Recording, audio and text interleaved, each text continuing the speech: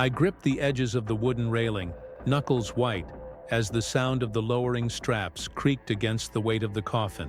My son's face, still vivid in my memory, was gone from this world, but the smell of fresh pine and damp earth made it feel unbearably real. I could hear the low hum of the pastor's voice in the background, the solemnity hanging over us like a thick fog. Then I saw her, my daughter-in-law, standing just outside the crowd, phone in hand, laughing, on a video call. The sound was muffled, but her smirk was impossible to misread. She didn't glance away. She didn't hesitate. She was showing someone my son's funeral, my son being lowered into the ground, as if it were some joke she wanted to share. I felt the air leave my lungs. A scream clawed at my throat, but I couldn't make a sound. Everyone around me seemed caught in their grief. Bowed heads, wet eyes, but I was frozen, watching this image of betrayal and cruelty, my heart breaking all over again. The pastor's words blurred. The earth below waited, silent and heavy, for my son to rest, while my daughter-in-law's laughter felt like it was dragging me down, pulling me into a pit of anger and disbelief I wasn't ready to climb out of. I had to stay upright. I had to pretend. But inside, something snapped. The straps groaned, metal scraping against metal, and the coffin dipped lower into the ground. I could see the top of my son's head now, the way the sun caught the edge of his hair, and I had to fight the urge to rush forward and stop it. My hands trembled, and I gripped my hat to keep from throwing it across the cemetery. People murmured condolences, their voices soft and sorrowful, but my focus was locked on her. She was still holding that phone, chuckling quietly, glancing between the screen and the people around her. It was like watching a mirror image of my pain, mocked by someone who should have shared it. I wanted to ask her why. I wanted answers, but no words came out. Only heat built in my chest, slow and poisonous. Every fiber of my body screamed at me to explode, to demand respect for my son, to make her understand the gravity of this moment. Then the wind shifted, carrying the faint scent of her perfume. The one my son had once complained was too strong. My stomach turned. It wasn't just disrespect, it was deliberate. She knew the effect. She was enjoying it. I swallowed hard, blinking back tears that weren't just for my son anymore. They were for the betrayal, the audacity, the way she had turned his death into a punchline. And in that instant, a plan began forming. I wouldn't scream. I wouldn't cry in public, but she was going to regret this. The coffin was almost fully lowered now, and I could hear the hollow thud of the straps hitting the wooden frame as the grave swallowed him. I forced myself to look away from her face, but it was impossible. The phone in her hand, the slight tilt of her head as she laughed, haunted me. People whispered around me, offering weak smiles, quiet prayers, and pats on the shoulder, but none of it reached me. None of it mattered. I remembered my son's last words. He had called me just a week ago, voice tight with stress, trying to laugh it off. "Dad, I'm handling it," he had said, and I'd believed him. But now, seeing her, I realized how little he'd been protected, how little anyone had cared for him in the moments that mattered. The injustice hit like a punch to the gut, leaving me breathless and shaking. My hands tightened around the railing. I could feel every splinter, every groove of the wood grounding me. I thought about running over, snatching the phone, demanding she stop, but I knew that would make me look weak. People would see me lose control, and that wasn't what my son would have wanted. No, I had to be deliberate. I had to turn this anger into power. I let my eyes scan the crowd. Family, friends, neighbors, all somber, all respectful. None of them had noticed her yet. None of them knew the audacity of her laughter. I felt a fire ignite inside me, a mix of grief and fury, a storm that demanded action. My son deserved more than silence. He deserved justice, even if it came quietly, even if it had to be mine to deliver. The pastor's voice trailed off into the final prayers. The crowd began to step back, giving space for the earth to cover him. And she stayed, laughing softly, oblivious to everything but her phone, as if the world outside my pain was the only reality that mattered. I made a decision then, a cold and deliberate choice. I would let the crowd move on. I would let her think she was untouchable. But I wouldn't forget. I wouldn't forgive easily. By the time this day ended, she would understand that mocking a funeral wasn't without consequences. My son's memory demanded it. The dirt began to fall. The finality pressed against me like a weight I could barely bear. But somewhere deep inside, beneath the grief, beneath the fury, I felt a strange clarity. This wasn't just about anger anymore. This was about reclaiming control, about honoring my son in a way she never could. And I would. The crowd thinned as people trickled away, shoulders slumped, eyes red, murmuring final condolences and soft reassurances. I stayed planted at the edge of the grave, refusing to leave. The dirt had settled, the straps were gone, and yet the image of her laughter clung to my mind like smoke I couldn't shake. She was standing a few feet away, phone still up, scrolling, probably showing the call to someone who didn't even know the weight of what had just happened. I walked toward her slowly, the gravel crunching under my shoes like tiny thunderclaps, my heart beating hard in my chest. She looked up, and for a fraction of a second her smile faltered, but only fractionally. It was almost as if she knew I was coming, knew the confrontation she would face, and that made it worse. "Really?" I said, my voice low, controlled. Not a yell, not a plea, just a statement. A single word that carried all the weight of my son's absence. Her laugh caught in her throat, sharp and nervous now. She tried to mask it, tried to flip it into some offhand joke, but I saw the flicker of fear.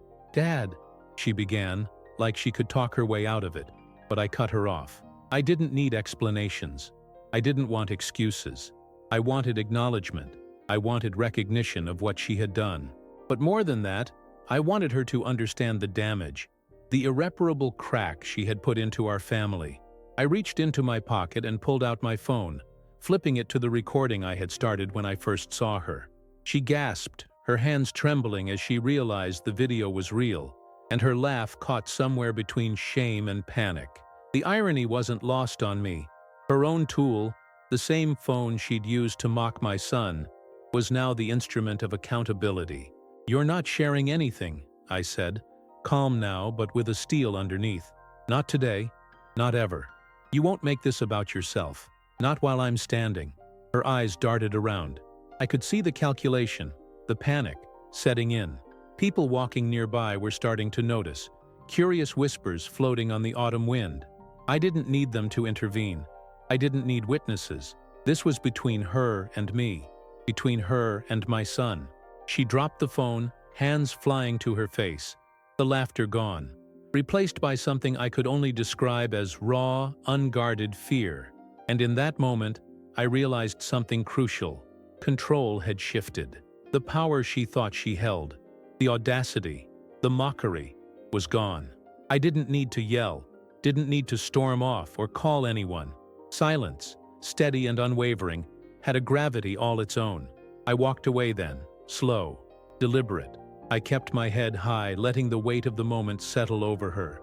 My son was gone, yes, but his memory, his dignity, and the truth of this day, they were intact. And she, for all her laughter and insolence, would carry the shame herself. The wind picked up as I left the cemetery, cool and sharp against my skin, carrying with it the faint scent of pine and damp earth. I closed my eyes for a moment, letting the pain wash over me. Then slowly, deliberately, I exhaled. Grief and fury were heavy companions, but I had turned them into something else, purpose. And as I walked to my car, I made a silent promise. My son deserved more than this day. He deserved my strength, my vigilance, my relentless honor, and I would give it, every single day forward. I didn't go straight home. The streets felt different now, sharper somehow, every crack in the asphalt a reminder of the loss I carried. The air smelled faintly of exhaust and fallen leaves, the city's usual hum feeling almost disrespectful against the silence in my chest. I could still see him, my son, lowered into that grave, and her laughter burned behind my eyelids.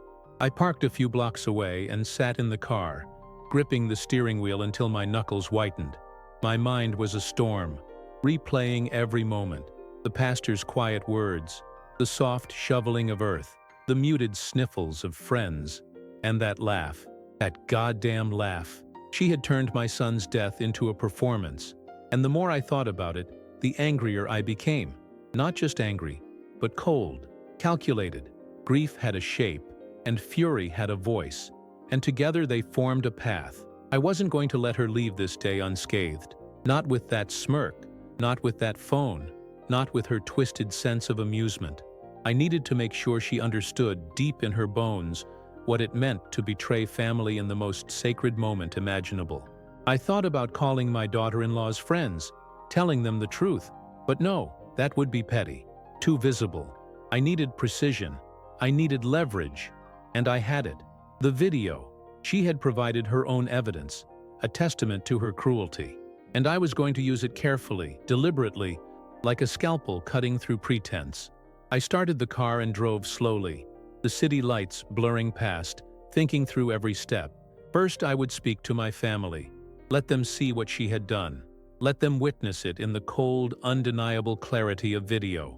Then, consequences would follow. Not violence, not shouting, but exposure. Her own actions against her.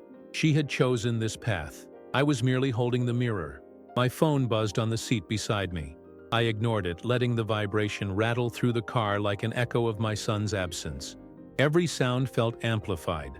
The rumble of tires on pavement, the distant siren, the hum of the engine. Each one reminded me that life went on outside grief. But I had a job to do. My son deserved that. By the time I pulled into my driveway, night had fallen fully. The porch light cast long shadows across the lawn, and I felt a strange sense of calm settle over me, like a tide finally finding its level. The anger hadn't disappeared, but it had become something useful, strategic, focused. I wasn't going to explode. I wasn't going to break. I was going to act. I stepped inside, locked the door behind me, and placed my phone on the kitchen counter. I watched the glow of the screen reflect off the tiles, a cold, steady light. Tomorrow, I would start. Tomorrow, her laughter would meet its reckoning. I allowed myself a slow, deliberate breath, feeling the first true sense of control since this nightmare began. For the first time in hours, I didn't feel like a father watching his child be taken away. I felt like a man preparing to protect his son's legacy, and that somehow felt like the first step toward peace. I didn't sleep. The house hummed with the small, ordinary noises of a life that suddenly felt foreign. The refrigerator's steady click, the distant thump of a neighbor turning a TV on, the tiny creak in the back door hinge. Each sound sliced at me because my son wasn't there to make a joke about them, to call from work and complain about the coffee machine. I moved through the kitchen like a ghost, each step measured, each breath slow. Grief had softened my edges. Anger had sharpened the rest.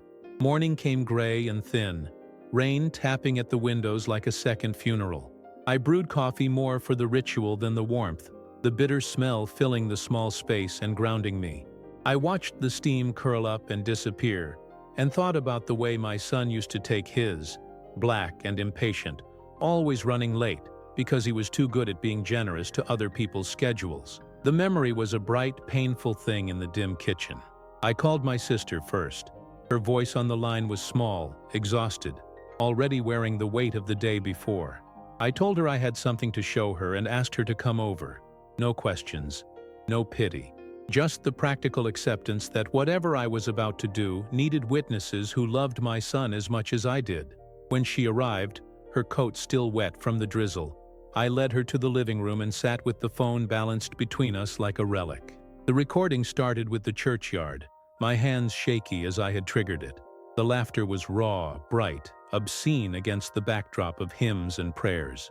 My sister's mouth opened and closed. She made no sound. Her eyes filled, not with grief this time, but with shock, like she'd been carved out from the inside. "This is unforgivable," she said finally, words clipped, precise. She understood the stakes immediately. Family, respect, the public stain of mockery. We talked strategy in low voices that felt too small for the enormity of what we were doing. Call the funeral home, call his friends, speak to the pastor, show the video to the family first, give them a chance to feel it, to understand the depth of this betrayal before the world saw it.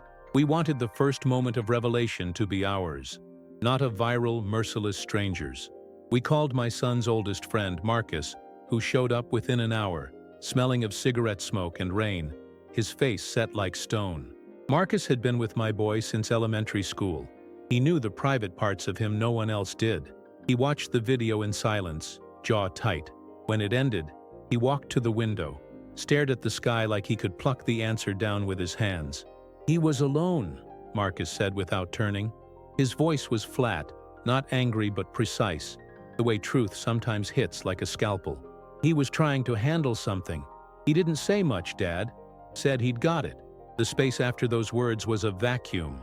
Alone. The word echoed, and with it came 1,000 little what-ifs. Did my son call for help? Was he afraid? Had he told anyone about the tension, the fights, the laughter? The plan expanded. We would call a family meeting that afternoon. We would play the video for my daughter-in-law's parents first, if they could be reached. Then for her.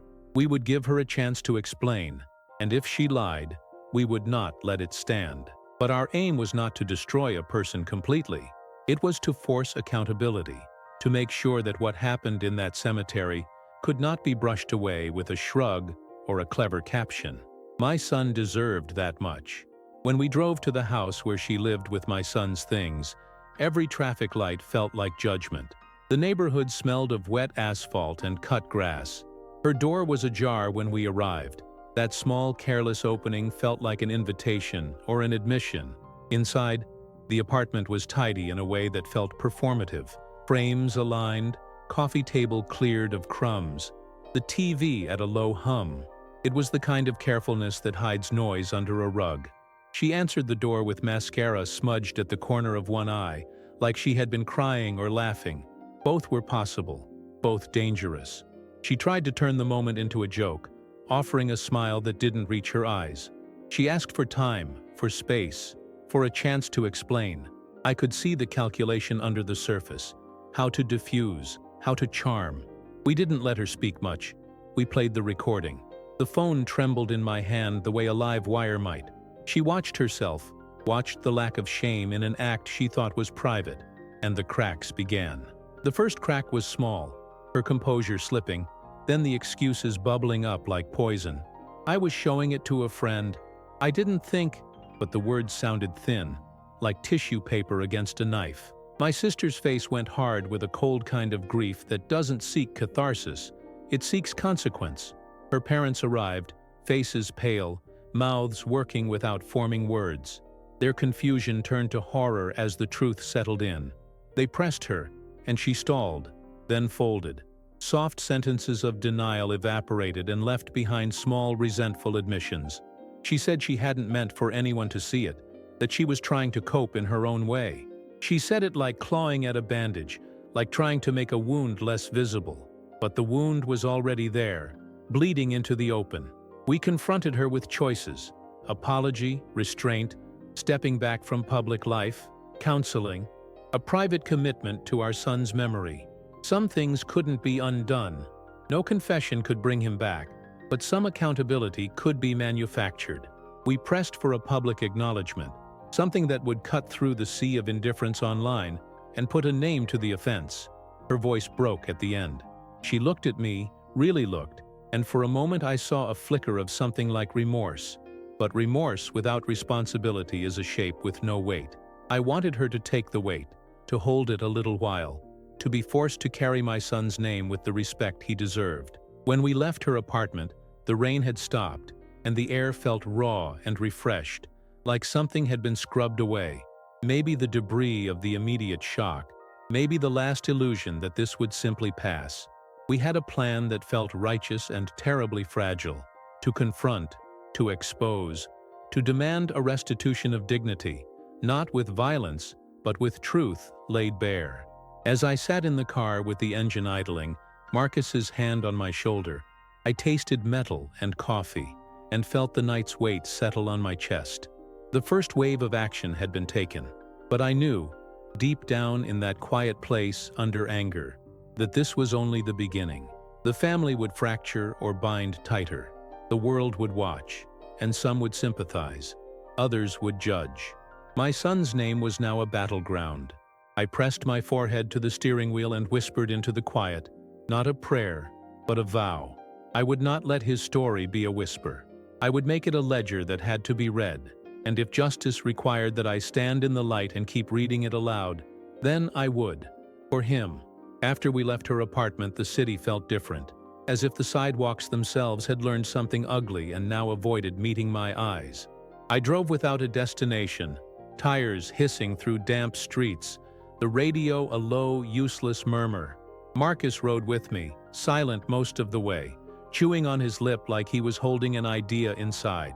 My sister called ahead to warn people we were coming, to gather support, to make sure when the truth landed, it landed with weight. We went to the church first, because it felt right. The pastor met us in his office, palms white at the edges, eyes tired in a way that said funerals were a kind of work he did too often. He sat without fussing, and when I put the phone on his desk and played the recording, the sound filled the small room, her laughter bright and obscene against the hush of prayer. The pastor did not flinch. He pressed his fingers to his lips, and the floor seemed to take up a breath. "Thank you for bringing this to me," he said quietly. No sermons, no drama, just a steady recognition that faith, like family, needed to be defended sometimes. He promised he would speak with the church board, that he would not let this be a footnote in someone else's timeline. He agreed, without question, that a statement of disapproval would be issued. Not revenge, not spectacle, but a measured public refusal to allow our son's death to be mocked in the name of private entertainment. From there, the pace picked up. People we thought would react one way surprised us, some with anger, some with disbelief, some with questions that cut like small blades. Why had he been left alone? Were there signs? Had anyone noticed anything off? Each question reopened the wound, but each answer stitched a little more of the truth into the larger fabric we were trying to lay out. We went to the funeral home next. The director, a man with soft hands and a sorrowful face, took us through the paperwork like a professional trimming a rosebush. Careful, patient, precise. He confirmed what we'd suspected. She had been present in the days before, but alone in the hours that mattered. He offered condolences and then, with the same steadiness, gave us a copy of the log, names of visitors, times. The bureaucratic quiet of the place felt obscene next to the rawness of grief, but we needed facts. Facts were armor. Back at my house, the plan widened. We would assemble a family meeting for the evening, play the video for everyone, and then decide together how far to go. I wanted the decision to be communal, not my solitary vendetta. My sister insisted on inviting her closest friends too, people who could speak to patterns, to context.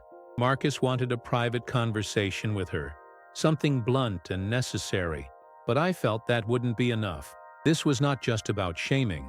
It was about building a record so that future attempts to dismiss the moment as a bad day would fall flat. Between calls, I cleaned out his bedroom in my house, the room we'd kept ready for him when he crashed after late shifts, the room that smelled faintly of his cologne and the lemon-scented cleaner he used. Folding his shirts felt like folding time. I found small things that hit harder than the big ones. A coffee-stained postcard from a friend, a receipt from a clinic he'd visited, a scribbled note with a name, an address, half faded. I shoved the slip into my wallet like a promise. There was anger there, sure, but there was also the ordinary, stubborn tenderness of memory, the weight of his jacket, the soft scuff of his sneakers under the bed. Cleaning became pilgrimage. It was how I honored him, by handling his things with precision, by cataloging them like evidence of a life that had mattered in small, messy ways. The family meeting that evening smelled of takeout and old wood. Cousins filled the couch, neighbors stayed politely close, and in the center of it all, the television glowed like a hearth. We dimmed the lights. I sat with the phone in my palm and let the room watch. No one laughed, no one jotted notes. They watched as if watching could stitch the tear back together. Her parents came, hands shaking. She sat in the doorway like a silhouette. When the recording played again, the sound of her own laughter ricocheted through the living room and landed on every face. People shifted. The pastor spoke, measured and cutting, about dignity and the thin line between privacy and cruelty. A cousin I hadn't seen in years said one sentence, simple and devastating. "There are things you don't photograph." That line hung in the air like an accusation and like truth at the same time. She spoke after, voice small and raw. There were apologies, the kind that break like sugar on the tongue, some promises of therapy, of stepping back from social media, of private mourning. Some of it felt real. Some of it felt like the gesture of someone learning the hard rules after having broken them. My sister wanted to call the police, to make a formal complaint about harassment. Marcus wanted to post the video publicly, to show the world what had happened. I stopped both impulses with a look. This was not a circus. We were not trading grief for clicks.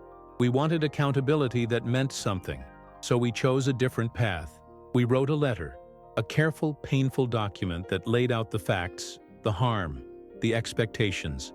It asked for public acknowledgement from her that did not feel like theater. Not a hashtag, not a short clip, but a recorded apology, delivered to the people who had loved him. It asked for reparations in the form of time and presence, volunteer work with a charity he'd supported, attendance at a memorial committee meeting, a willingness to sit with a counselor in the presence of our family. It asked for boundaries, limited access to photos, no public sharing, no further broadcasts. It was gaunt and honest and left room for the humanity that still existed inside her. She agreed to some things, resisted others. There were tears and a brittle, defensive luster that would not be polished away that night. But we had set a line. Whether it would hold was another thing. The letter went out at midnight with our signatures attached, sent by email and courier. I slept with the phone under my pillow as if the device might ring with a solution in the night. In the quiet hours, guilt came like an old friend. There were flashes in my mind, moments when I could have been more present, when I could have asked more questions, when I might have noticed pain in ways that would have changed the road. I ran through conversations, turning them over like coins, trying to find the silver side. The truth is, there are no perfect parents. There are only people who try. That realization was both brutal and strangely freeing. Morning brought messages, some supportive, some cold, some curious. A neighbor texted that she had seen the clip circulating in a small circle. Social media hadn't exploded yet. That gave me a small, terrible comfort. We could still shape the narrative with integrity if we were careful. There was a professionalism to grief now, a strategy layered over the raw hurt. I didn't like it, but I embraced it. For him, I would be whatever necessary. Before the day closed, I drove out to the small park we used to go to when he was a boy. Autumn had stripped the trees down to a skeleton of branches. I sat on a bench where we'd once watched planes and felt the wind press into my face. I held the folded receipt I'd found in his jacket like a talisman and whispered his name until the sound felt less sharp. The sky was a hard gray slate, and in that slate there was room for vows. I made another, quieter one. I would keep looking until the questions had answers, until the offenses had appropriate consequence, until the small cruelties that had killed more of him than death itself were named. When I walked back to the car, my phone rang. It was her mother. Her voice was thin. "She's willing," she said. "She wants to do what you asked." The relief that unfurled in me was complicated. Relief for a measure of justice, anger for the wound that had demanded it, sorrow for the human who had made the choice that had made all of this necessary.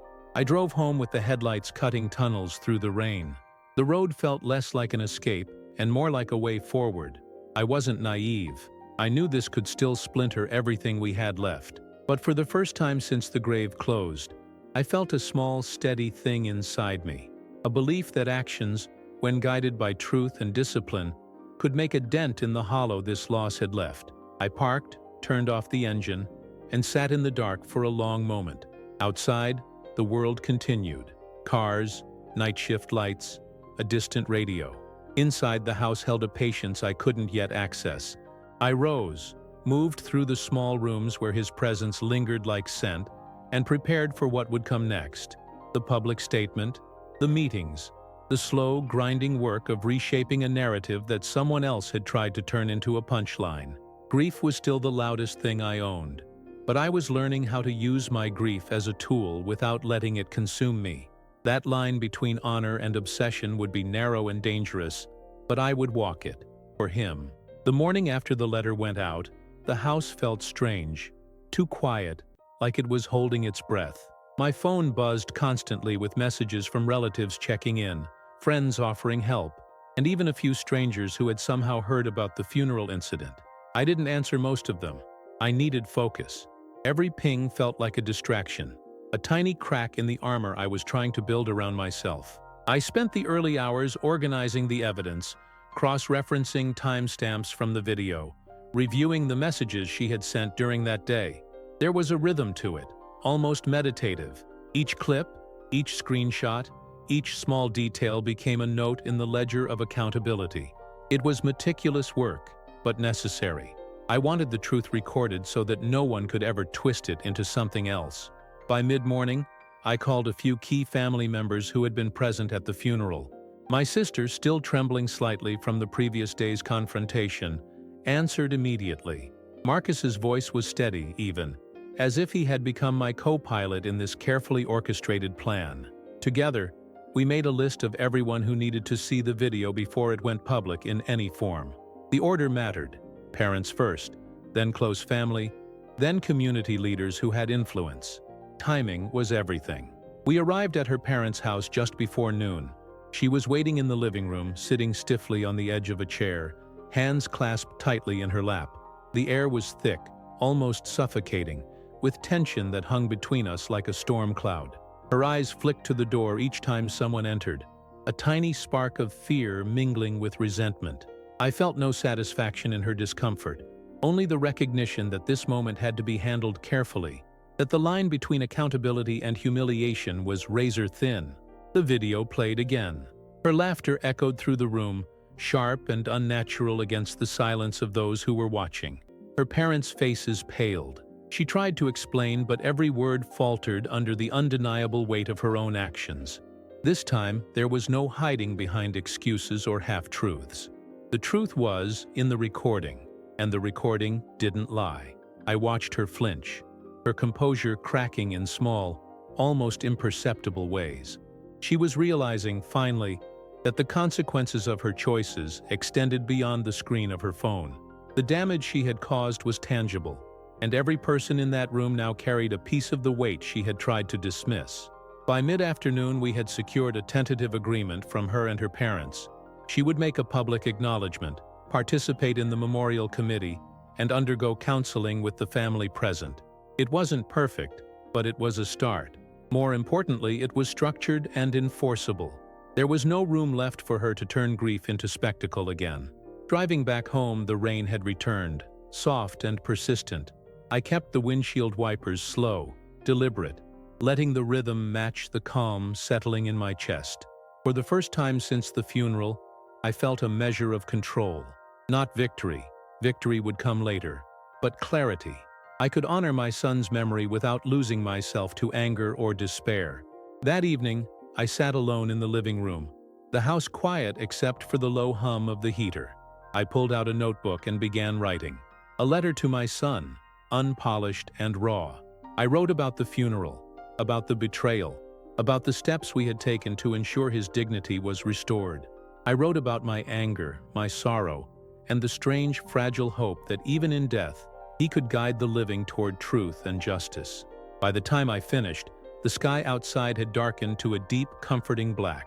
I folded the letter carefully, placing it in a drawer alongside his things. I didn't read it aloud. No one else needed to hear these words, but I felt their weight lift slightly from my chest.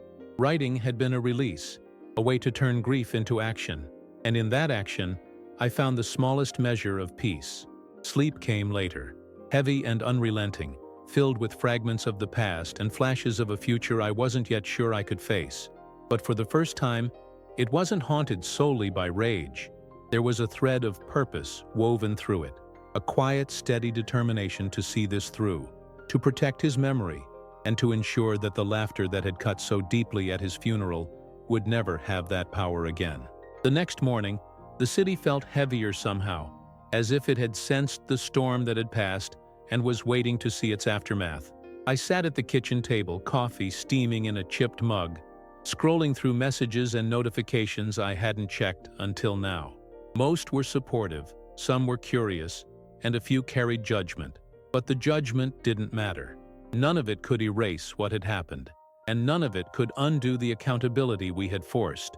Her video acknowledgement had gone public the night before, shared privately to close friends and family first, as agreed.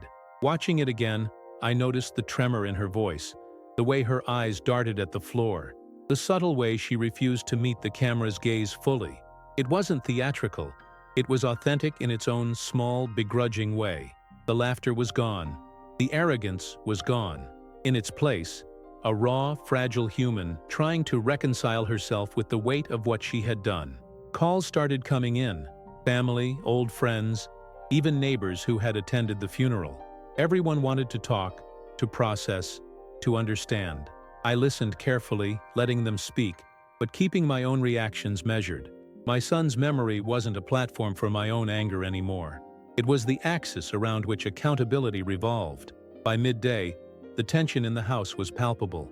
My sister was pacing, checking her phone, muttering under her breath about people gossiping, about how quickly misinformation spreads. Marcus sat on the couch, arms crossed, watching the street outside with a kind of vigilant patience. I felt the same, though my vigilance was quieter, internal. I knew the hardest work was yet to come, keeping the focus on truth, not letting grief or rage cloud judgment, and ensuring that my son's dignity was never questioned again. Her parents arrived in the afternoon, somber and cautious. The conversation was tense but civil, structured around the acknowledgement she had made and the commitments she had agreed to. There was no room for theatrics, no room for denial.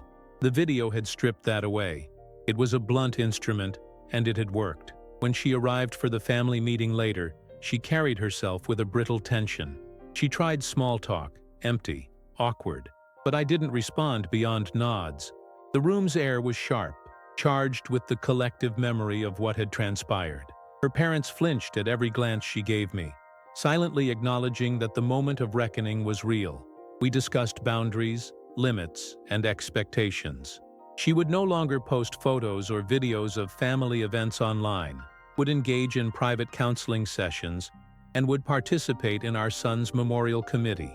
Each condition was laid out carefully, each expectation reinforced. Her compliance wasn't optional.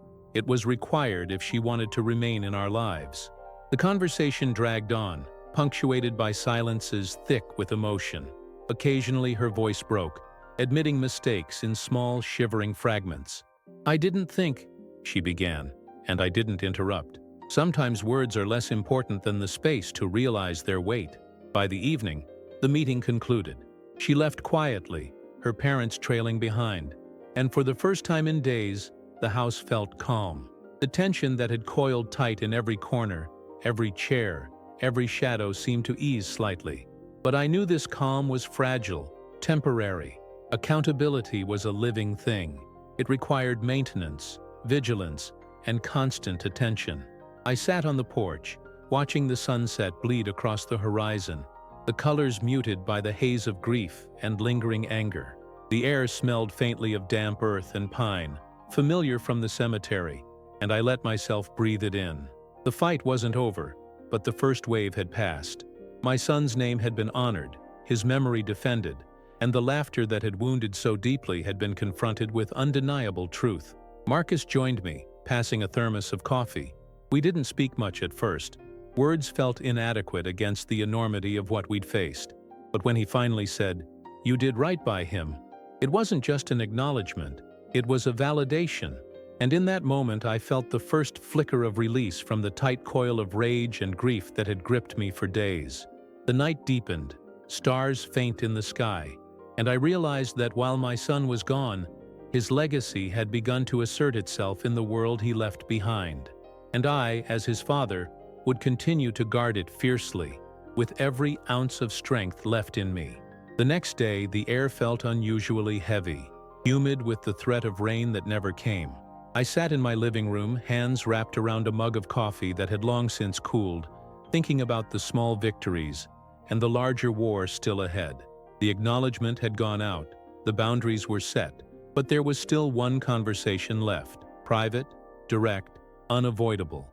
She arrived mid-morning, her posture stiff, hands fidgeting with the strap of her bag. The apology she had recorded publicly didn't erase the way she carried herself now. Small, guarded, almost like a child caught breaking something fragile and precious. I didn't offer a chair. I wanted her to feel the weight of the moment without being coddled. Her eyes flicked to the floor, then to mine, then back again. She tried to speak. But I cut her off gently but firmly. "Sit," I said, my voice low and steady. She obeyed, shuffling slightly on the couch. I could smell the faint perfume she always wore, floral, heavy, almost suffocating. But now it smelled different, an attempt at composure, masking fear. I placed the phone on the coffee table between us. "Watch yourself," I said. "This is everything. Your choices, your actions, laid bare. And this isn't the world you'll show online. This is real." She swallowed hard, eyes wide, and nodded slowly. The words trembled in her throat, the apology rehearsed but breaking under the weight of reality. I didn't think anyone would see it. I thought it was private," she said, voice small. "Private," I echoed, the word sharp. "You think grief is private when it belongs to someone else? You think my son's death is something to share like a joke?"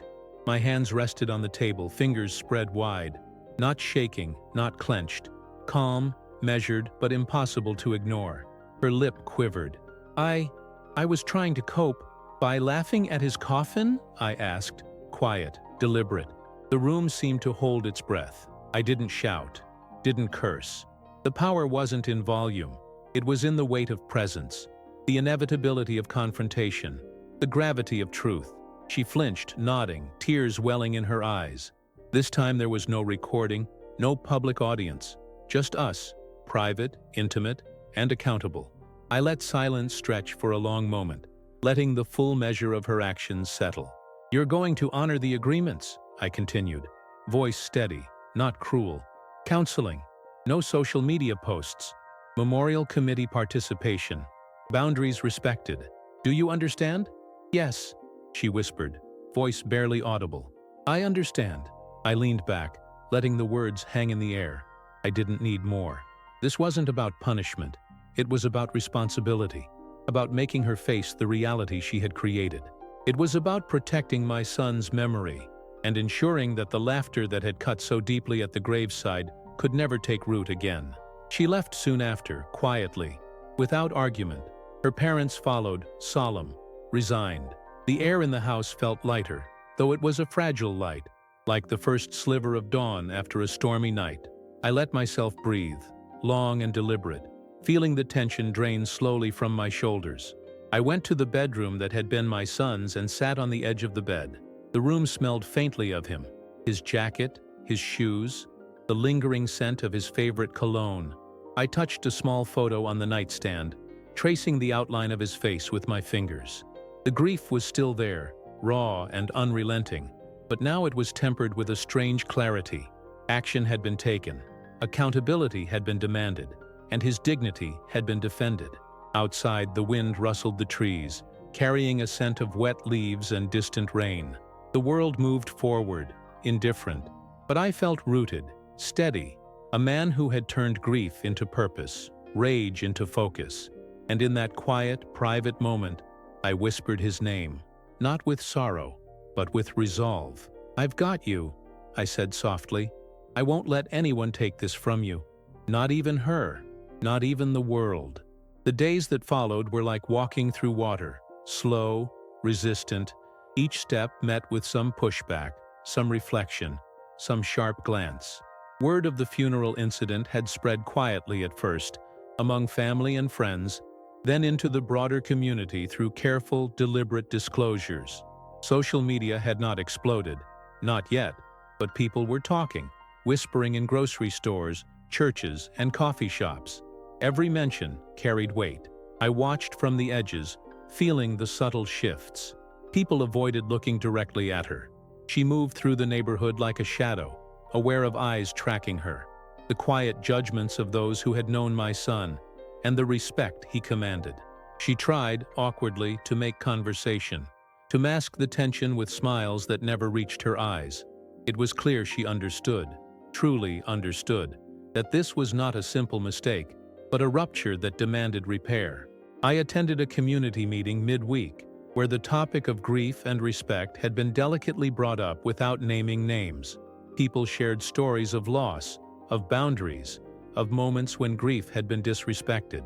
I listened, letting the words soak in, taking note of who spoke, who faltered, who truly understood the fragility of human emotion. She was there too, sitting quietly in the back. I didn't approach her, didn't acknowledge her. Instead, I watched. She flinched at each story, her hands twisting in her lap. I saw her glance at me once, catching my eyes, and then quickly looking away.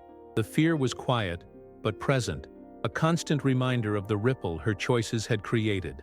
Later, outside the meeting, she approached a few people she knew, apologizing softly, making small gestures of acknowledgement.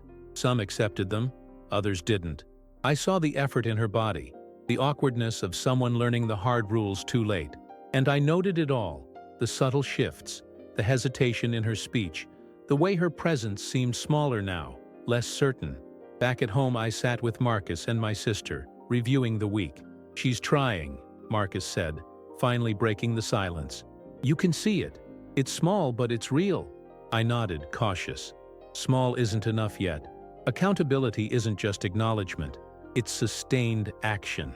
My eyes drifted to the window, where the neighborhood lights flickered.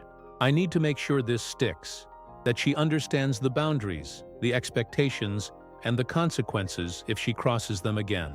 That night, I drafted a schedule of monitoring, community involvement, counseling sessions, memorial committee participation. It wasn't about control. It was about ensuring the promises made were promises kept. My son deserved nothing less. As the week wore on, her attempts became more visible. She volunteered at a local charity he had supported, showing up with hesitation but following through with tasks. She attended a committee meeting, taking notes, listening more than speaking. And each small action was a reminder. Accountability could be taught or enforced, but it required attention. I felt a strange mix of satisfaction and wariness. Satisfaction because the first wave of consequences was being realized. Wariness because I knew her compliance could falter. She had the memory of laughter still inside her, and memories have a way of resurfacing when vigilance fades. One evening, I drove past her apartment. The lights were dim, shadows stretching across the walls.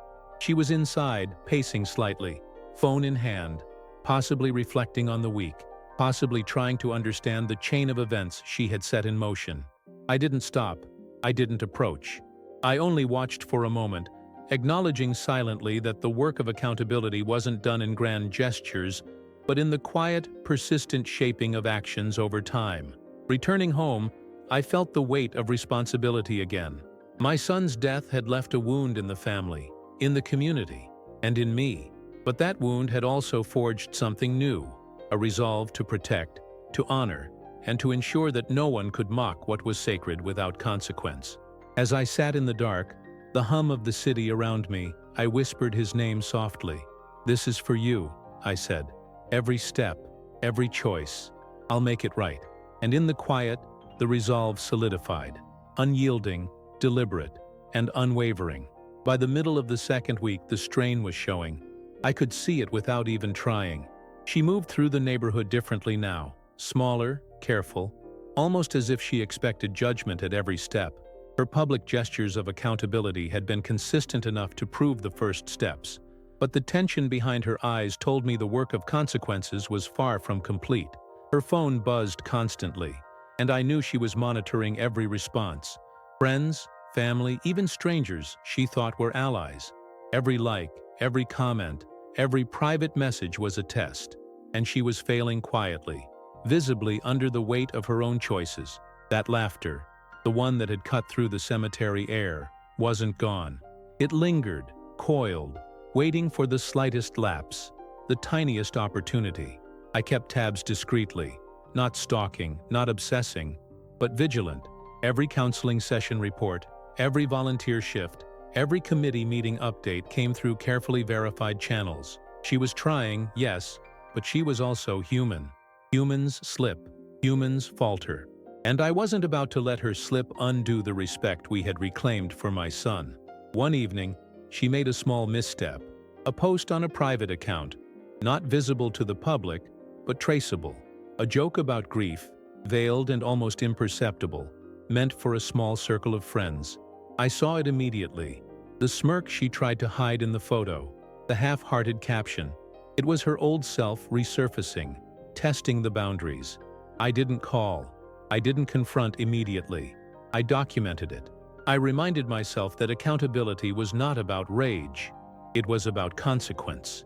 Later, in a measured conversation with her, we addressed it. The smile faltered, her voice cracked, and she realized in that moment that accountability wasn't performative. It was enduring. She couldn't laugh through grief. She couldn't erase the harm she had caused. Her parents were there for support, silently acknowledging that she had crossed a line. I didn't need to say much. The combination of evidence, oversight, and expectation did the work for me. She would remember this. She would understand it. And the weight of that understanding would carry far more than any anger I could unleash. That night, alone in my living room, I allowed myself a quiet breath. The week had been exhausting, emotionally and mentally, but the subtle shifts I had witnessed gave me hope. She was learning, slowly and painfully, that actions have consequences, that grief is sacred, that my son's memory cannot be mocked without accountability.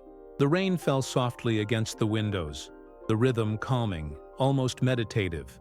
I closed my eyes for a moment, imagining him there, smiling, shaking his head at the absurdity of the world, yet trusting that his father could carry the weight.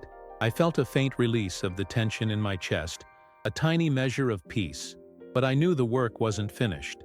There would be more challenges, more tests of boundaries, more small mistakes to correct. But the foundation was laid.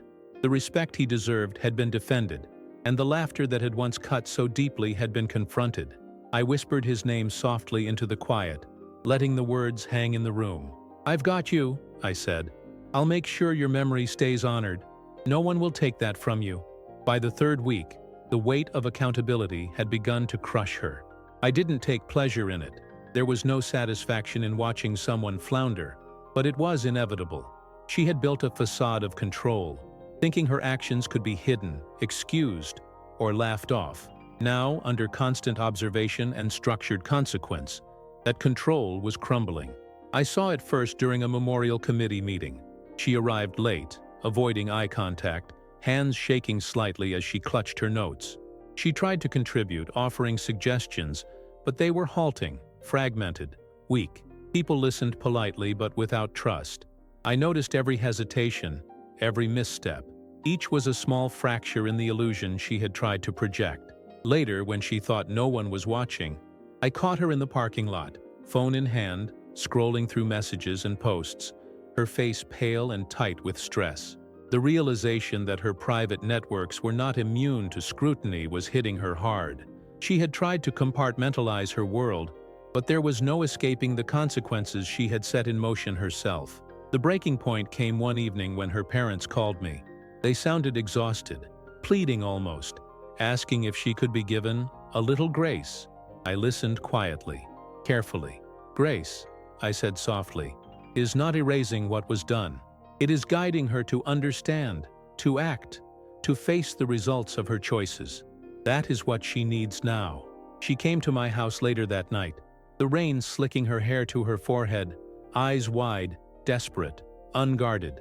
No posture, no smirk, no laughter, just raw vulnerability. She didn't speak at first. She sat down heavily on the couch, hands trembling, and waited for me to start. I can't stop thinking about it," she said finally, voice breaking. "I laughed at his funeral. I don't know why I did it. I know it was wrong. I know I hurt everyone. I can't get past seeing it again, hearing it, feeling what I did."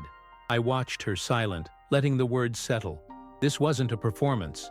This was real remorse, fragile and raw. The tension in her body, the shaking in her hands, the way her eyes avoided mine, it all screamed truth. She was finally feeling the weight she had tried to laugh away. "You need to understand," I said quietly. "Grief isn't entertainment. It isn't something to show off or share as a joke. This is about respect, about dignity, about memory." Your laughter cut deep. You can't take that back. But you can choose what comes next. You can choose accountability, honesty, and care. Or you can let this define you in the worst way. Tears ran down her cheeks, and for the first time, I saw her fully present with the consequences. She nodded, choking on the words. I want to do it right. I want to make it right. I'll do whatever it takes. I'm scared I'll fail again. Then act with honesty, I said. Act with care. Act with intention. That is all anyone can ask. The tension in the room slowly shifted. Not erased, but redirected. She was no longer hiding behind excuses or trying to charm her way out.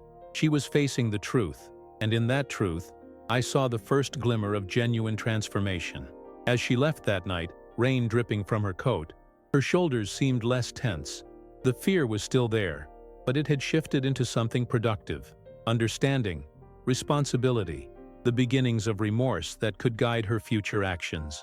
I sat alone in the quiet, the hum of the heater and the distant city lights filling the room. I thought of my son, imagining him watching, maybe even approving. I whispered his name softly, letting the words linger. They're learning, son. It's slow, but they're learning, and I won't stop until your memory is safe. A week after the private confrontation, change began to show. Not perfectly, not dramatically, but in small, undeniable ways. She arrived early at the memorial committee meeting, arriving quietly, almost hesitantly, and handed out folders with her notes already organized. No excuses, no jokes, no smirk, just careful, deliberate preparation. The committee noticed.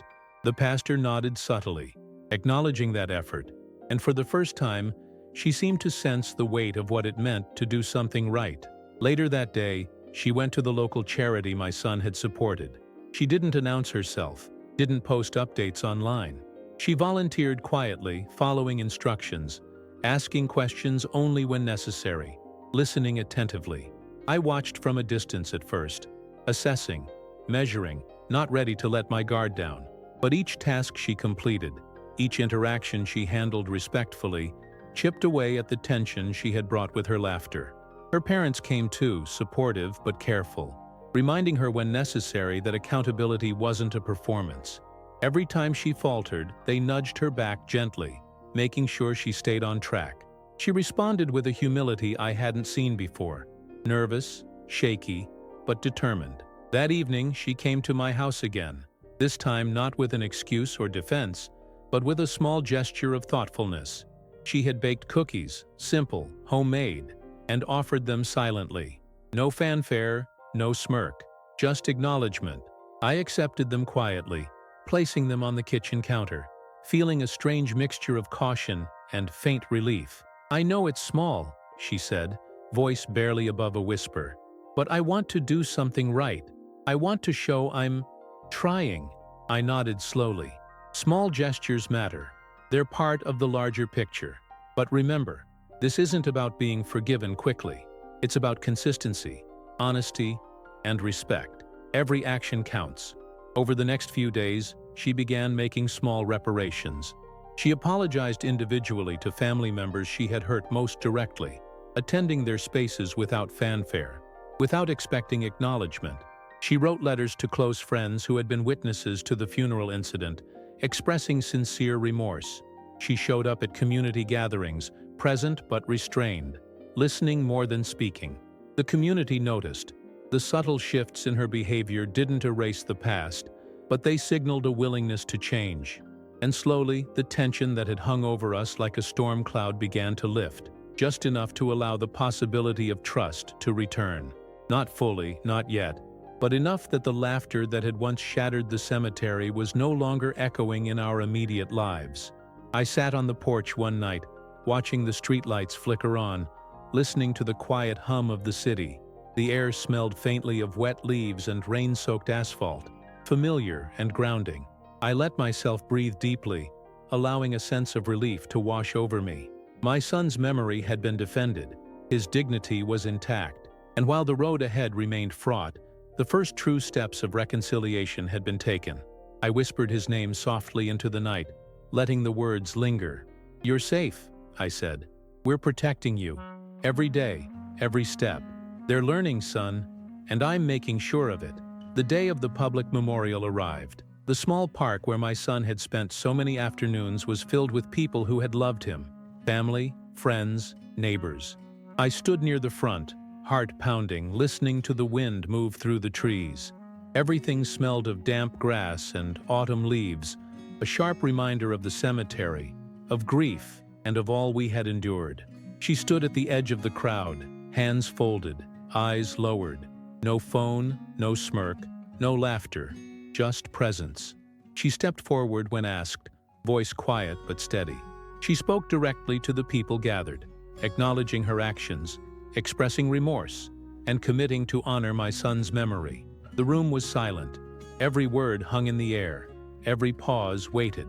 When she finished, I felt something shift, a collective acknowledgement of accountability. It wasn't forgiveness. It wasn't absolution. But it was recognition. She had faced the consequences publicly, and the laughter that had once wounded so deeply was gone. I exhaled slowly, the tight coil of tension in my chest loosening for the first time in weeks. Marcus and my sister flanked me, eyes meeting mine with unspoken understanding. My son's name had been defended, his dignity restored in a way that words alone could not convey. The wind carried the faint scent of pine and earth, and I let myself whisper to him softly, "It's over, son. They've learned. I've protected you. You're honored." The days after the memorial were quieter.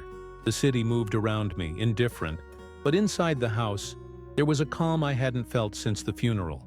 The boundaries had held.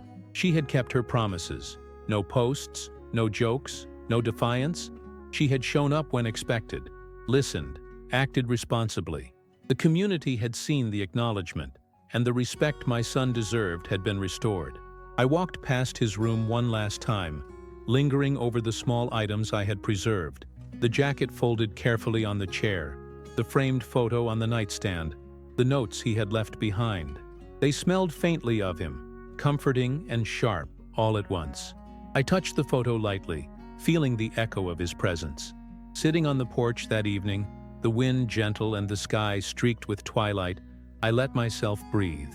The grief was still there, soft and persistent, but it no longer ruled me.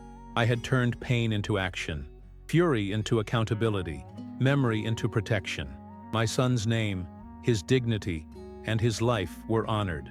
I whispered into the quiet night, not for anyone to hear but for him. "You're safe. Your memory is intact. We did this for you, and I'll keep doing it. Every day." The leaves rustled softly, the last light fading, and I finally felt it. Peace, fragile but real. For the first time since the coffin had been lowered, I let myself imagine a life moving forward, carrying his memory with care, strength, and honor.